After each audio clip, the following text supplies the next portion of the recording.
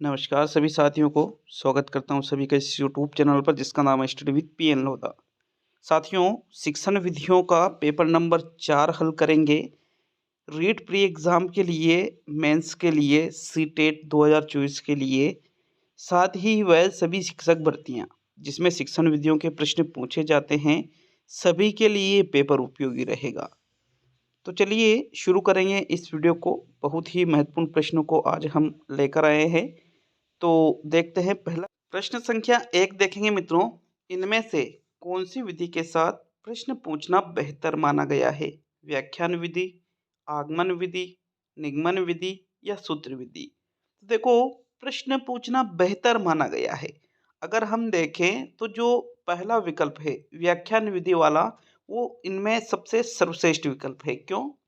क्योंकि व्याख्यान विधि में अधिकतर जो चीज़ें करते हैं कौन करता है? अध्यापक करता है। यदि अध्यापक ही सारी चीज़ें कर रहा है तो फिर शिक्षक केंद्रित विधि हो जाती है पूर्ण रूप से ये। अब व्याख्यान विधि एक शिक्षक केंद्रित विधि है, लेकिन यदि हम बीच बीच में बच्चों से प्रश्न पूछते जाते हैं तो बच्चे भी एक्टिव रहेंगे, और एक्टिव रहेंगे मतलब चीज़ों को अच्छी तरह से सीखेंगे। तो बिल्कुल साथियों, यहाँ प्रश्न संख्या 1 में जो पहला विकल्प है यही आपका सही आंसर है। नेक्स्ट दूसरे प्रश्न की ओर बढ़ेंगे। अशुद्ध उच्चारण का कारण है प्रयत्न लाघव, वागेंद्रियों में विकार, अक्षर ज्ञान और सामाजिक विकार। तो इनमें से किसे अशुद्ध उच्चारण का कारण माना जाता है? देखो, अगर कोई बालक शब्दों का या वाक्यों का अशुद्ध उच्चारण करता है तो उसका जो कारण है वो माना जाता है वागेंद्रियों में विकार। वागेंद्रिया जो इंद्रियां बोलने में सहायक हो, यदि उनमें विकार है तो बिल्कुल उसके कारण बालक का जो उच्चारण है कैसा हो जाता है? अशुद्ध हो जाता है। अतः दूसरे प्रश्न में आपके दूसरा विकल्प सही आंसर है। नेक्स्ट प्रश्न संख्या 3 की ओर बढ़ते हैं। तीसरा प्रश्न देखेंगे। प्रश्न संख्या 3 में क्या है? उच्च प्राथमिक स्तर पर हिंदी सीखने सिखाने की प्रक्रिया में किसकी महत्वपूर्ण भूमिका नहीं है? अभ्यास पत्रक, प्रश्न पत्र, संचार माध्यम या पाठ्य पुस्तक? तो देखो, उच्च प्राथमिक स्तर यहाँ कक्षा 6 से 8 की बात की जा रही है। अब यहाँ पर हिंदी सीखने सिखाने की जो प्रक्रिया है उसमें संचार माध्यम का भी जो है एक महत्वपूर्ण रोल होता है, महत्वपूर्ण भूमिका होती है। पाठ्य पुस्तक की भी महत्वपूर्ण भूमिका होती है, और साथ ही अभ्यास पत्रक मतलब जिनमें बालक अभ्यास करता है, इनकी भी महत्वपूर्ण भूमिका होती है। किंतु प्रश्न पत्र जो है ये सीखने सिखाने के लिए यूज नहीं किए जाते हैं, बल्कि प्रश्न पत्रों का उपयोग तो किस लिए किया जाता है? मूल्यांकन करने के लिए किया जाता है। अतः आपके प्रश्न संख्या 3 में जो दूसरा विकल्प है आपका बिल्कुल सही आंसर है साथियों। नेक्स्ट प्रश्न संख्या 4 की ओर बढ़ेंगे। अच्छा लगे वीडियो को लाइक करके जाइएगा, और चैनल पर नए हो तो चैनल को भी सब्सक्राइब जरूर करिएगा मित्रों। देखो, प्रश्न नंबर 4 को पोर्टफोलियो हो सकता है, प्रपत्रों का आकर्षक संग्रह हो सकता है, परियोजना कार्य का संगठित संग्रह हो सकता है, प्रश्न अनुसार लिखित उत्तरों का संग्रह हो सकता है, या प्रपत्रों का संगठित और क्रमबद्ध संग्रह हो सकता है। देखो, जो कक्षा 1 से 5 तक के जो बालक होते हैं उनके लिए उनका जो मूल्यांकन किया जाता है, उनके ऐसे लिए जाते हैं या अन्य जो हम टेस्ट लेते हैं, तो साथियों उन सभी को एक फाइल में लगाया जाता है जिसमें उसका रिकॉर्ड होता है। उसी को हम पोर्टफोलियो फाइल कहते हैं। ठीक है, कक्षा 1 से 5 तक के बच्चों के लिए ये होती है। और मित्रों, पोर्टफोलियो का मतलब है जो प्रपत्र है, जो हमने टेस्ट वगैरह लिए हैं, जिससे हमने बालक का मूल्यांकन किया है, उन प्रपत्रों का संगठित और क्रमबद्ध जो संग्रह है उसी को पोर्टफोलियो कहा जाता है। तो प्रश्न संख्या 4 में चौथा ही विकल्प आपका सही आंसर है। नेक्स्ट प्रश्न संख्या 5 की ओर बढ़ेंगे। पांचवा प्रश्न पूछ रहा है, चित्र विस्तारक यंत्र किस प्रकार की सहायक सामग्री है? यांत्रिक दृश्य सामग्री, यांत्रिक श्रव्य सामग्री, यांत्रिक दृश्य श्रव्य सामग्री और दृश्य सामग्री? तो देखो, चित्र विस्तारक यंत्र मतलब जिसमें चित्रों को बड़ा करके दिखाया जाता है, वो कौन सी सामग्री? चित्र विस्तारक यंत्र। अब ये दृश्य सामग्री तो है लेकिन एक मशीनीकृत सामग्री है, इस वजह से हम इसको कहेंगे यांत्रिक दृश्य सामग्री। सिर्फ इसमें दिखाई देता है, मशीनीकृत है तो यांत्रिक भी आगे लग जाता है। इस वजह से प्रश्न संख्या 5 में आपके जो पहला विकल्प है यही आपका सही आंसर है। बढ़ेंगे आगे प्रश्न संख्या 6 की ओर। तो चलिए छठा प्रश्न देखेंगे। द्विभाषी पद्धति का क्षेत्र नहीं है। प्राथमिक कक्षाएं, सम्मेलन व गोष्ठियां, विदेशी भाषा शिक्षण और अनुवाद शिक्षण। तो देखो द्विभाषी मतलब जहाँ पर दो भाषाओं का प्रयोग किया जाता है। तो विदेशी भाषा शिक्षण अगर बच्चों को करवा करवा रहे हैं तो पहले उस भाषा को पढ़ेंगे फिर उसका अनुवाद करेंगे। अनुवाद शिक्षण में भी बिल्कुल अनुवाद ही आ रहा है तो यहाँ भी दो भाषा आ जाएगी। अब सम्मेलन व गोष्ठियाँ इनमें भी दो भाषाओं का प्रयोग किया जा सकता है, किंतु जो प्राथमिक कक्षाएं होती है, प्राथमिक कक्षाएं कक्षा 1 से 5 तक, तो आप सभी ने पढ़ा होगा कि कक्षा 1 से 5 तक बालक को उसकी मातृभाषा में शिक्षण दिया जाना चाहिए। इस वजह से आपके फिर कौन सा आंसर सही रहेगा प्रश्न नंबर 6 में? जो पहला विकल्प है यही आपका सही आंसर है। नेक्स्ट बढ़ेंगे प्रश्न संख्या तो चलिए सातवां प्रश्न देख लेंगे। प्रश्न नंबर 7 में है, पढ़ना सिखाने के लिए साहचर्य प्रणाली का निर्माण किसने किया था? ऑगस्टस फ्रेडरिक फ्रोबेल ने, मैडम मारिया मोंटेसरी ने, जॉन ड्यूवी ने या हेनरी कोल्डवेल कुक ने? तो इनमें से ये जो प्रणाली दी गई है कौन सी प्रणाली? साहचर्य प्रणाली। मित्रों साहचर्य प्रणाली का जो निर्माण है ये मैडम मारिया मोंटेसरी के द्वारा किया गया है। तो मतलब साहचर्य प्रणाली की जनक कौन है? Madam Maria Montessori. याद रखिएगा बहुत ही इंपॉर्टेंट क्वेश्चन है। प्रश्न संख्या 7 में दूसरा विकल्प आपका सही आंसर है। नेक्स्ट प्रश्न संख्या 8 की ओर बढ़ते हैं। तो 8वां प्रश्न देखेंगे, वह विधि जिसका प्रयोग चारों भाषाई कौशलों को सिखाने के लिए किया जाता है वो इनमें से कौन सी विधि है? दूरस्थ विधि है वो, द्विभाषी विधि है, अनुकरण विधि है या सूत्र विधि है? तो चारों भाषाई कौशल कौन कौन से होते हैं? जैसे आपके सुनना है, फिर बोलना है, फिर पढ़ना है, फिर आपके लिखना है। तो LSRW लिसनिंग, स्पीकिंग, रीडिंग और राइटिंग, इन चारों भाषाई कौशलों को सिखाने के लिए जिस विधि का प्रयोग किया जाता है वो इनमें से कौन सी विधि है साथियों? अनुकरण विधि है।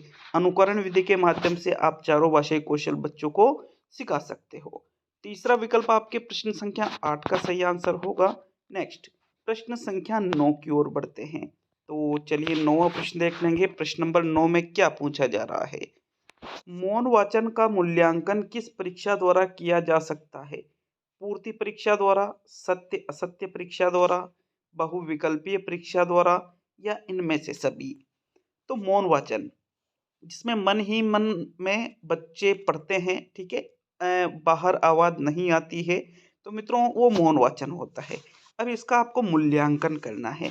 तो बच्चों को आप पूर्ति परीक्षा, रिक्त स्थान पूर्ति परीक्षा या सत्य असत्य परीक्षा या बहुविकल्पीय परीक्षा, इन सभी का प्रयोग इसका मूल्यांकन किसका? मौन वाचन का मूल्यांकन करने के लिए कर सकते हो। प्रश्न संख्या 9 में चौथा विकल्प आपका आंसर है साथियों। प्रश्न संख्या 10 की ओर बढ़ते हैं। 10वां प्रश्न क्या है?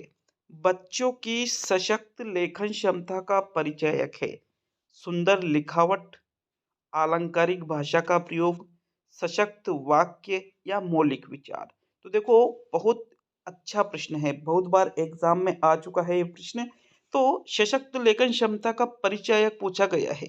तो मित्रों क्या अगर कोई बालक सुंदर लिख रहा है तो वही उसकी सशक्त लेखन क्षमता है? जी नहीं। इसका सही आंसर क्या है प्रश्न नंबर 10 का? जो मौलिक विचार अभिव्यक्त करे लेखन के माध्यम से वही सशक्त लेखन क्षमता का परिचायक माना जाता है। प्रश्न नंबर 10 में चौथा विकल्प आपका आंसर है। प्रश्न संख्या 11 की ओर बढ़ेंगे। 11वां प्रश्न पूछ रहा है, सभी भाषाई कुशलताएं, विकल्प को देखिएगा, एक दूसरे से ये अलग है, एक दूसरे से बढ़कर है, एक दूसरे को प्रभावित नहीं करती है या एक दूसरे से संबद्ध है? तो जितनी भी भाषाई कुशलता होती है ये एक दूसरे से अलग नहीं मानी जाती है, बल्कि सभी भाषाई कुशलता जो है एक दूसरे से संबद्ध मानी जाती है। इसलिए चौथा विकल्प 11वें प्रश्न का सही आंसर है। जैसे तीसरा विकल्प कह रहा है कि एक दूसरे को प्रभावित नहीं करती है, तो ऐसा नहीं है। जो बालक कभी भी सुन नहीं सकता, ठीक है, जिस बालक को जन्म से ही सुनाई नहीं जाता है वो बोल भी नहीं सकता है साथियों। ये एक दूसरे को इस प्रकार ये प्रभावित करती है। तो ये तीसरा विकल्प इस वजह से गलत हो जाता है। चौथा ही विकल्प 11वें प्रश्न का आंसर है। प्रश्न नंबर 12 की ओर बढ़ेंगे। 12वां प्रश्न है, इनमें से कौन सी सामग्री दृश्य नहीं है? श्वेत-पट्ट, रेखाचित्र, चलचित्र या श्यामपट्ट? तो उस सामग्री का चुनाव करो जो दृश्य नहीं है। तो श्यामपट्ट, श्यामपट्ट भी एक दृश्य सामग्री है और श्वेत-पट्ट भी एक दृश्य सामग्री है। रेखाचित्र या चलचित्र, तो मित्रों रेखाचित्र भी एक दृश्य सामग्री है, किंतु चलचित्र जो है ये सिर्फ दृश्य सामग्री नहीं है, बल्कि चलचित्र तो दृश्य श्रव्य सामग्री है। किसी सामग्री है? दृश्य श्रव्य। 12वें प्रश्न में तीसरा विकल्प आपका आंसर है। नेक्स्ट प्रश्न संख्या 13 की ओर बढ़ेंगे। 13वां प्रश्न देख लेते हैं। प्रश्न नंबर 13 में है, वह कौन सी विधि है जो छोटी कक्षाओं के लिए कम उपयोगी मानी जाती है? कहानी विधि, प्रोजेक्ट विधि, डाल्टन विधि और मोंटेसरी विधि। तो इनमें से उस विधि का चयन कीजिए जो छोटी कक्षाओं के लिए कम उपयोगी मानी जाती है। तो देखो, कहानी विधि तो अधिकतर छोटी कक्षाओं में ही प्रयोग की जाती है। मोंटेसरी विधि का प्रयोग भी छोटी कक्षाओं के लिए किया जाता है साथियों, किंतु ये जो आपके प्रोजेक्ट विधि है, जिसको हिंदी में प्रयोजना विधि के नाम से जाना जाता है, ये प्रयोजना विधि मित्रों छोटी कक्षाओं के लिए नहीं मानी जाती है, बल्कि प्रयोजना विधि तो बड़ी कक्षाओं के लिए उपयोगी मानी जाती है। जो उच्च कक्षाएं हैं, जैसे कक्षा 8 के बाद में या कक्षा 5 के बाद में, इन कक्षाओं के लिए अधिक उपयोगी मानी जाती है। तो प्रश्न संख्या 13 में आपके दूसरा विकल्प सही आंसर है। प्रश्न संख्या 14 की ओर बढ़ेंगे। 14वां प्रश्न है, प्रस्तावना का स्वरूप होना चाहिए, कैसा होना चाहिए? प्रासंगिक होना चाहिए, छात्रों के स्तर अनुकूल होना चाहिए, परिवर्तनशील होना चाहिए या इनमें से सभी? तो प्रस्तावना का स्वरूप जो है, प्रस्तावना प्रश्न जो दैनिक पाठ योजना हम बनाते हैं, तो उसमें हम पढ़ाने से पहले बच्चों से प्रस्तावना प्रश्न करते हैं। मित्रों प्रस्तावना प्रश्न पाठ से बालकों को जोड़ने के लिए किया जाता है, प्रस्तावना प्रश्नों का प्रयोग। अब देखो, प्रासंगिक भी ये होने चाहिए। प्रस्तावना प्रश्न जो है ये छात्रों का जो स्तर है बिल्कुल उसके अनुकूल होना चाहिए, और हमेशा एक जैसे ही नहीं, बल्कि प्रस्तावना जो प्रश्न है ये परिवर्तनशील भी होना चाहिए। तो इनमें से सभी वाला जो चौथा विकल्प है प्रश्न नंबर 14 का सही आंसर है। नेक्स्ट प्रश्न संख्या 15 की ओर बढ़ेंगे। प्रश्न नंबर 15 है, द्रुत पाठ शिक्षण का क्या उद्देश्य है? वाचन में स्पष्टता हो, वाचन में गति हो, द्रुत वाचन हो या वाचन में प्रभावशीलता हो? तो देखो, द्रुत, द्रुत का मतलब क्या होता है? तेज, ठीक है। तो द्रुत पाठ जो बच्चों को कराया जाता है, इसका जो मुख्य उद्देश्य है वो होता है साथियों वाचन में गति लाना। बिल्कुल दूसरा विकल्प 15वें प्रश्न का सही आंसर है। नेक्स्ट प्रश्न संख्या 16 की ओर बढ़ेंगे। 16वां प्रश्न है, शिक्षण के भावात्मक उद्देश्य के अंतर्गत आता है। क्या आता है भावात्मक उद्देश्य के अंतर्गत? विषय वस्तु का ज्ञान प्राप्त करना, भाषा और साहित्य में रुचि लेना, भाषा तत्वों का ज्ञान प्राप्त करना और रचना कार्य के विभिन्न रूपों का ज्ञान प्राप्त करना। तो इनमें से जो भावात्मक उद्देश्य के अंतर्गत आता है, देखो यहाँ जो चौथा विकल्प है, तीसरा विकल्प है और पहला विकल्प है, ये तीनों तो साथियों ज्ञानात्मक उद्देश्य के अंतर्गत आते हैं। कौन से उद्देश्य के अंतर्गत आते हैं? ज्ञानात्मक उद्देश्य के अंतर्गत। और जो दूसरा विकल्प है आपके भाषा और साहित्य में रुचि लेना, ये आता है आपके भावात्मक उद्देश्य के अंतर्गत। तो 16वें प्रश्न में दूसरा विकल्प आपका आंसर होगा। नेक्स्ट प्रश्न संख्या 17 की ओर बढ़ेंगे। 17वां प्रश्न क्या पूछ रहा है? सूत्र प्रणाली किस सिद्धांत पर आधारित नहीं है? सामान्य से विशिष्ट की ओर, सूक्ष्म से स्थूल पर, पूर्ण से अंश की ओर और सिद्धांत से उदाहरण की ओर। तो देखो, सूत्र प्रणाली का प्रयोग अक्सर किया जाता है, व्याकरण शिक्षण के लिए अधिकतर किया जाता है, गणित में भी इसका प्रयोग बहुत बार किया जाता है। मित्रों ये जो प्रणाली है, सूत्र विधि जो है, इनमें से किस सिद्धांत पर आधारित नहीं है? तो सूत्र प्रणाली सामान्य से विशिष्ट की ओर चलती है, सूक्ष्म से स्थूल की ओर चलती है, सिद्धांत से उदाहरण की ओर चलती है, किंतु ये पूर्ण से अंश की ओर नहीं चलती है। प्रश्न संख्या 17 में तीसरा विकल्प आपका आंसर है। बढ़ेंगे अब हम प्रश्न संख्या 18 की ओर। 18वां प्रश्न है, प्रत्यक्ष विधि का संबंध है पाठ्यक्रम संगठन से, मातृभाषा शिक्षण से, संपूर्णता के ज्ञान से या रसास्वादन से।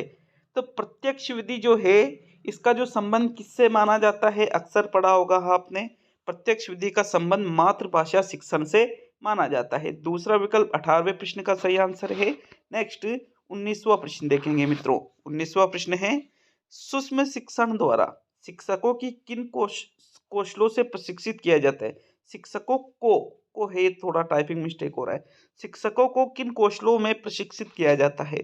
प्रश्नोत्तर कौशल, कथन कौशल, शामपट प्रयोग कौशल या इनमें से सभी। तो देखो माइक्रो टीचिंग जो की जाती है, माइक्रो टीचिंग में शिक्षण के कौशलों को ही तो सिखाया जाता है। तो 19वें प्रश्न में ये सभी जो चौथा विकल्प है ये सही आपका आंसर है। अब आज का अंतिम प्रश्न देखेंगे, देखिएगा प्रश्न नंबर 20 को। प्रश्न नंबर 20, शिक्षण एक प्रक्रिया है, कैसी, एक ध्रुवीय है, द्विध्रुवीय है, त्रिध्रुवीय है या इनमें से कोई नहीं। तो देखो शिक्षण जो प्रक्रिया है इसमें एक तो अध्यापक की आवश्यकता होती है, एक छात्र की आवश्यकता होती है और एक होती है पाठ्यक्रम की आवश्यकता। तो ये कितने ध्रुव हो गए, 3 ध्रुव हो गए। इस प्रकार शिक्षण कैसी प्रक्रिया है, एक त्रिध्रुवीय प्रक्रिया है साथियों। प्रश्न संख्या 20 में जो तीसरा विकल्प है आपका बिल्कुल सही आंसर है। तो ये शिक्षण विधियों का पेपर नंबर 4 जो है कंप्लीट होता है। मिलेंगे साथियों जल्द ही अगले वीडियो में।